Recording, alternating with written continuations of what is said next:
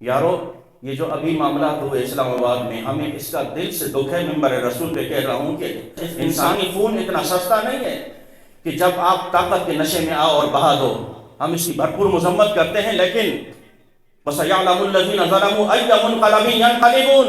ہم نے جب قرآن کی آیت پڑھ کے وہ وقت یاد دلایا تو لوگوں نے کہا کہ آپ ہماری لاشوں پہ ہنستے ہو۔ وہ ہنسنے والے مردہ دل ہوں گے، وہ ہنسنے والے بے ضمیر ہوں گے۔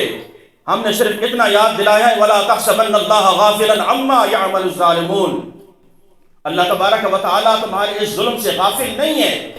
وَسَيَعْلَمُ الَّذِينَ ظَلَمُوا أَيَّ مُنْقَلَبٍ يَنْقَلِبُونَ۔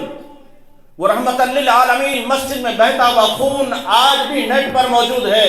وہ جانوروں کا خون نہیں تھا، وہاں کوئی بکریاں یا بکرے ذبح نہیں کیے گئے کہ اس طرح وہ خون بہتا رہا۔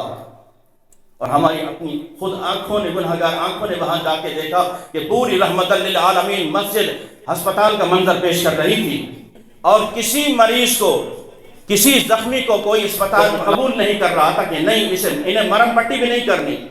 اتنا ظلم بھی ہوتا ہے۔